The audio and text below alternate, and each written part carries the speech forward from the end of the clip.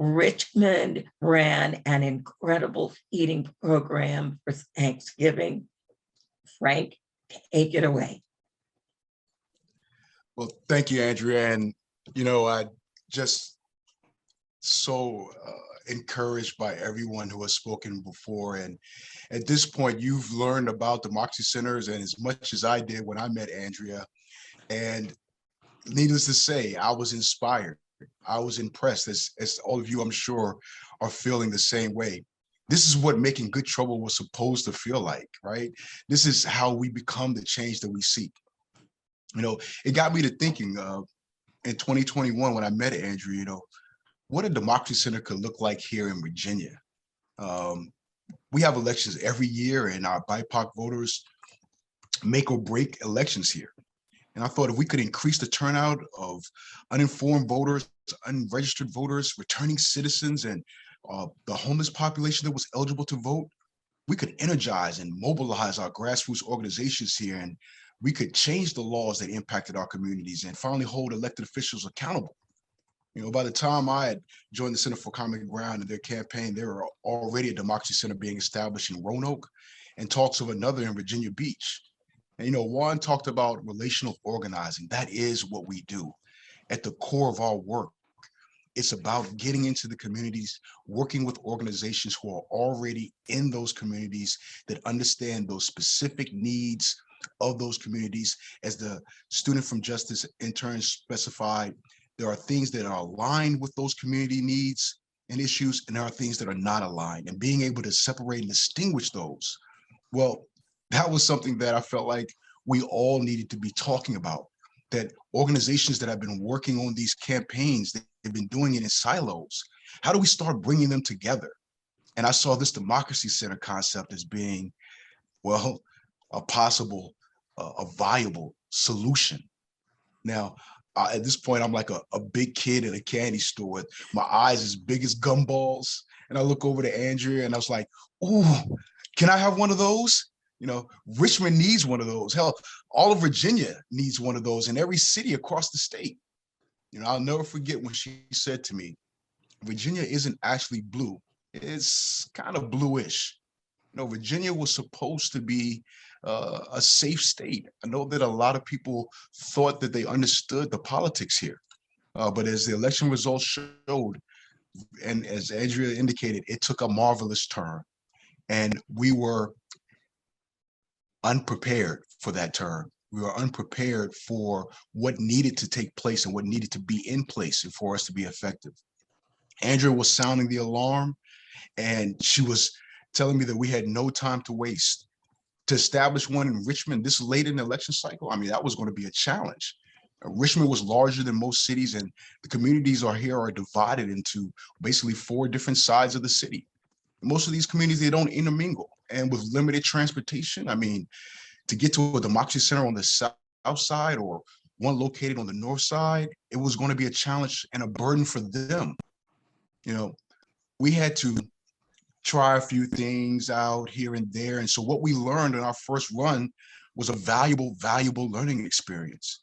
We only had a little bit of time and, well, a limited amount of funding because nobody really saw the urgency here in Virginia. But with early voting right around the corner, we had to get creative. We had to figure out how to be mobile, how to be virtual, how to go viral. And so the concept of a mini democracy center was born.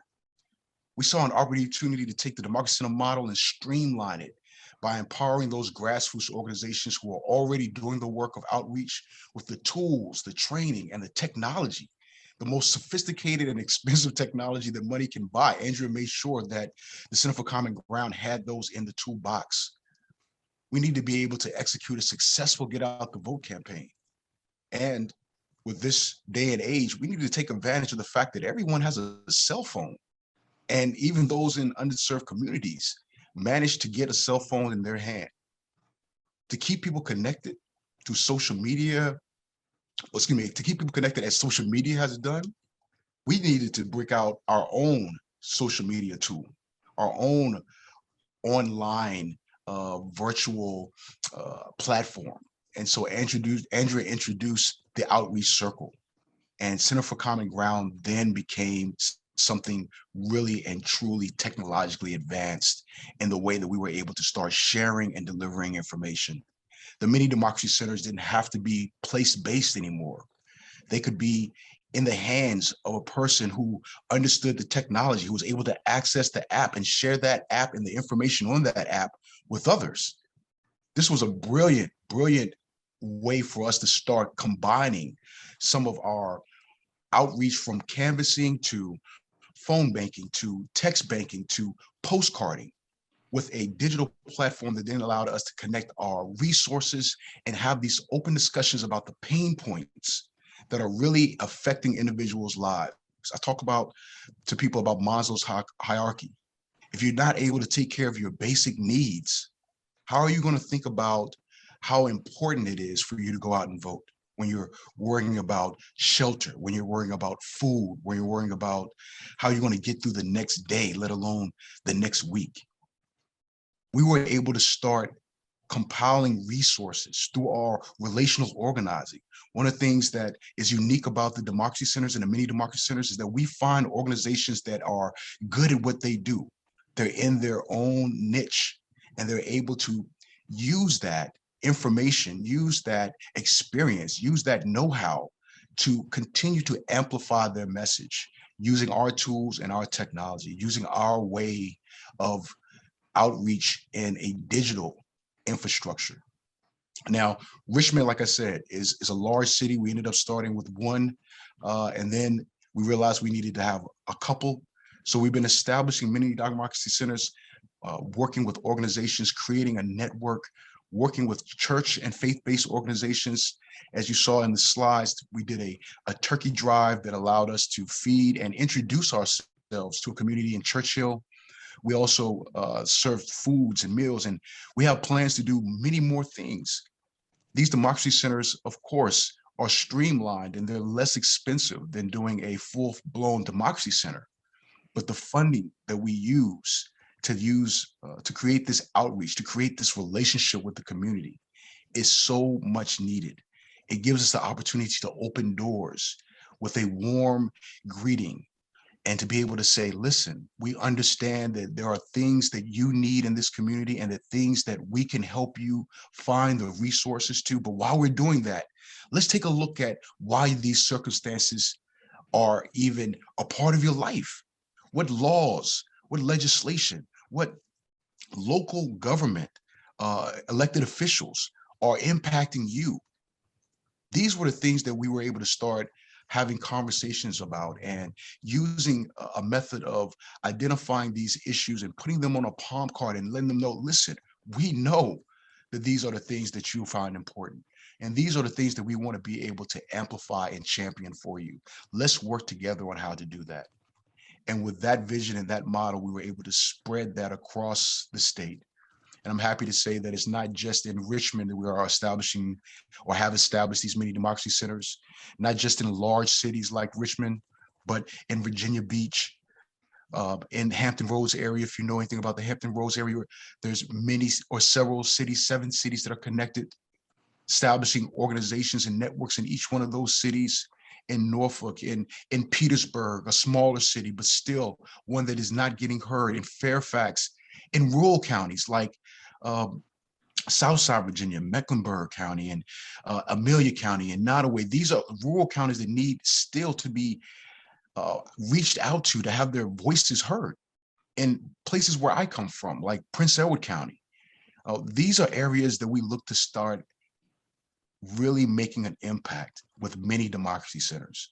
And the idea that we can continue to do these engagements with, you know, these food giveaways, turkey giveaways. There's been opportunity to do trick or trunks and all type of block parties. We've been creative with the limited resources that we have, relying on donations and relying on our networks to be able to pull together our resources. But what we could do with your support goes so much far and further beyond anything that I can put into words. The work that we do must continue year round. The outreach that we do must continue year round, because democracy isn't something that only starts and finishes during election cycles. After the election, we're still left with the idea and the feeling that either something has changed or nothing has changed at all. And with that feeling and with that sentiment, we have to do something about it. Many democracy centers give us an opportunity to do that in a way that we have not been able to do before. Apply what we have learned from other cities, other states, best practices, how to improve on those, and to really get to a point where we understand and are really echoing the needs and the issues that these communities who are not getting a voice or feel like they're not getting a voice, even if it's true that they're registered to vote, why are they not going out to vote? Why are they not incentivized? We're tackling those issues as well. We're understanding the core issues that really prevent individuals from going out and casting a vote. A lot of times they don't know about the issues. They don't know how government works. Civic education is part of what we do. So having democracy centers and many democracy centers provide those opportunities. Tonight, we've been hearing from some of the democracy centers across the country, but now we're going to really kind of hone in on Virginia.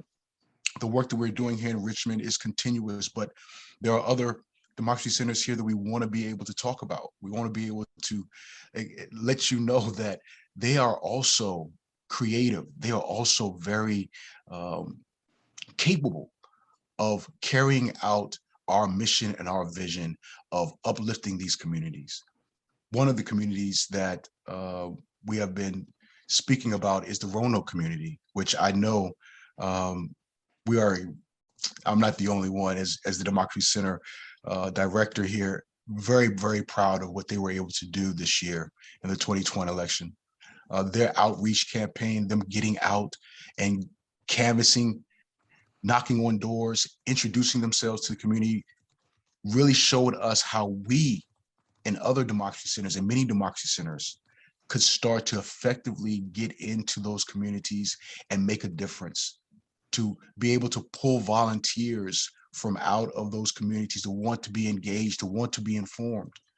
The Roanoke Democracy Center had a number of different events that they were able to put together. And let me tell you, the voter turnout for the communities of color were exceptional.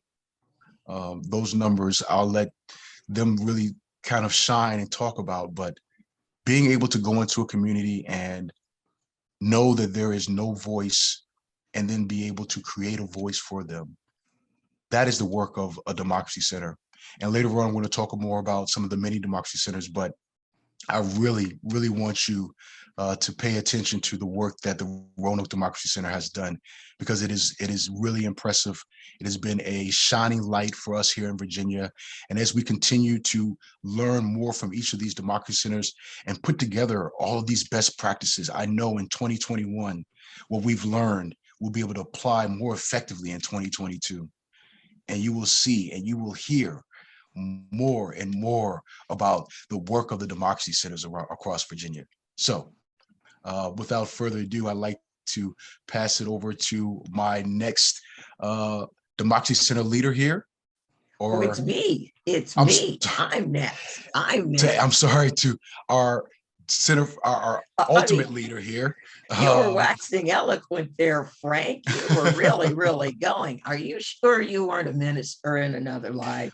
Well, you know, ministry is something that is, I think, a part of us all, right? When we start doing this type of work, we're all passionate about our words and our ability to impact others and uplift others. And I really am just happy and proud with all that I've been able to learn and being able to share with others. So yes, so you know, I do get carried away at times. I love the opportunity to talk about the work that we do here. And sometimes I just get really excited about what's ahead. Now I'm ready to jump ahead to the next part. But Andrew, take it away.